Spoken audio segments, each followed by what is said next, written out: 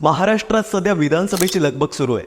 त्यात महाराष्ट्रात कोणत्या नवीन चेहऱ्याला आणि कोणत्या नवीन पक्षाला संधी देणार हे पाहण्यासाठी सगळेच जण उत्सुक आहेत. महाराष्ट्राच्या इतिहासात आतापर्यंत कुठल्याच एका पक्षाला पूर्ण बहुमत मिळालेलं नाहीये. प्रत्येक वेळी युती किंवा आघाडी यांना सोबत घेऊन सत्तेत विराजमान व्हावं लागलेलं आहे.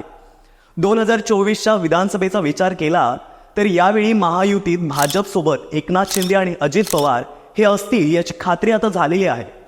लोकसभेला भाजपाचा पराभव झाला आणि त्याचं सगळं खापर महायुतीत असलेल्या अजित पवारांवर फोडलं गेलं.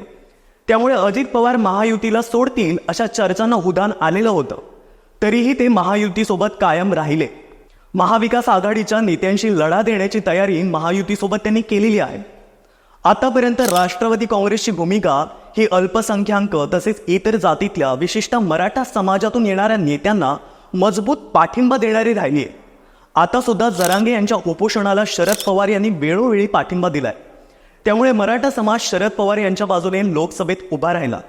काँग्रेसमधील सर्वच उच्च पदावर पोहोचलेले नेते मराठा समाजातील आहेत, पण त्यांनी कधीही मराठा नेता अशी स्वतःची इमेज बनवू दिलेली नाही.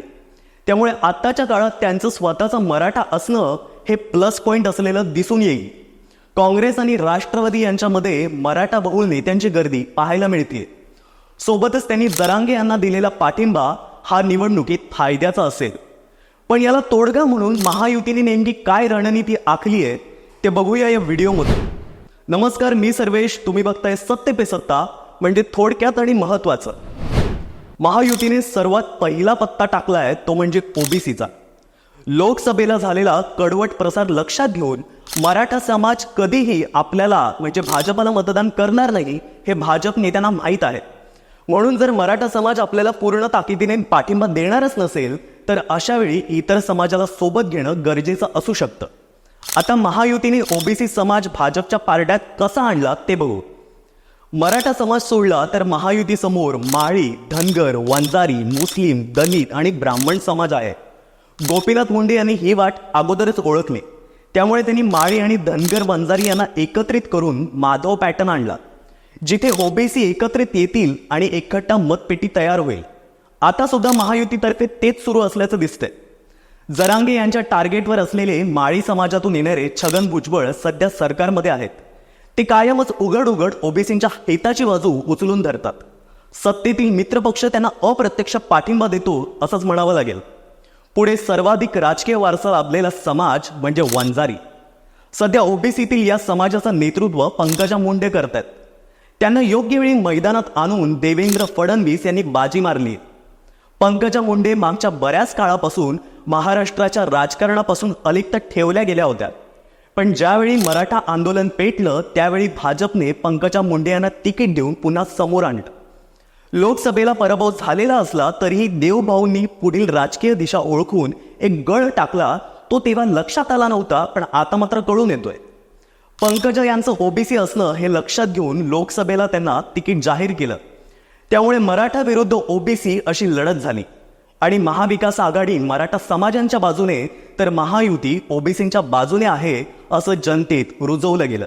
विधानसभेला जर जरांगे यांनी दिलेले उमेदवार निवडून आले किंवा मविया सत्तेत आली तर ओबीसी यांच्या आरक्षणाला धक्का लागू शकतो. त्यामुळे जर ओबीसींचं समाजाचं आरक्षण मजबूत ठेवायचं असेल तर महायुतीलाच पाठिंबा द्यावा लागेल असे नरेटिव्ह सेट केलं गेलं.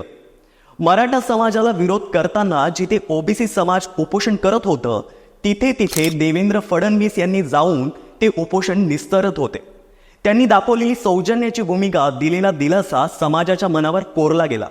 लक्ष्मण हाके यांचं संवैधानिक पण लक्षवेधी आंदोलन सुरू होतं तेव्हा त्यांनी भाजपावरती दाखवलेला विश्वास लक्षात घेण्यासारखा आहे. भाजप तसेच शिंदे यांच्या शिवसेनेची वाट ही हिंदुत्वाची आहे. ते कट्टर सनातनी म्हणून ओळखले जातात. पण आता मुस्लिम समाज आणि दलित समाजाला सोबत घ्यायचं असेल तर कुठेतरी तडजोड करावी लागेल. उद्धव ठाकरे यांनी ती केली होती, पण महाराष्ट्राच्या गळी काही ती उतरली नाही.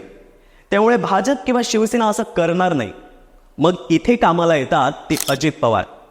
राष्ट्रवादीचा मूलभूत विचार पुरोगामित्वाचा आहे. तिथे अल्पसंख्याक आणि दलित समाजाला अधिक महत्त्व दिलं जातं. त्यामुळे महायुतीसाठी हा पॉझिटिव्ह पॉइंट असेल. राज्यातील वक्फ मंडळाचं बळकटीकरण करण्यासाठी महाराष्ट्र सरकारने 10 कोटींची निधी तरतूद केली आहे. त्यापैकी 2 कोटी 10 जूनला वितरितही केले. केंद्रात जरी वक्फ बोर्डाच्या नियमाचं किंवा निर्बंधाचं बिल आणलं जात असलं तरीही महाराष्ट्र सरकारने दिलेला भरघोस निधी मुस्लिम समाजाला खेचून आणणारा ठरू शकतो.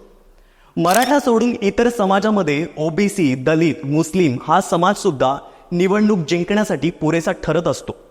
त्यामुळे जरी मराठा समाजाचं पूर्ण मतदान महायुतीच्या बाजूने झालं नसलं तरीही इतर समाजाचं होणारं लक्षणीय मतदान पुन्हा एकदा महायुतीला सत्तेत आणू शकतं आणि देवाभाऊ ठरवतील तोच चेहरा पुन्हा मुख्यमंत्री पदावर बसू शकतो. पण इकडे महाविकास आघाडीचा तिढा अजूनही मुख्यमंत्री पदाच्या चेहऱ्यावर अडकलेला आहे. त्याबद्दल तुम्हाला काय वाटतंय आणि महायुतीचा कोणता नेता तुम्हाला मुख्यमंत्री म्हणून बघायला आवडेल ते आम्हाला कमेंट करून नक्की सांगा आणि पाहत रहा सत्य पे सत्ता.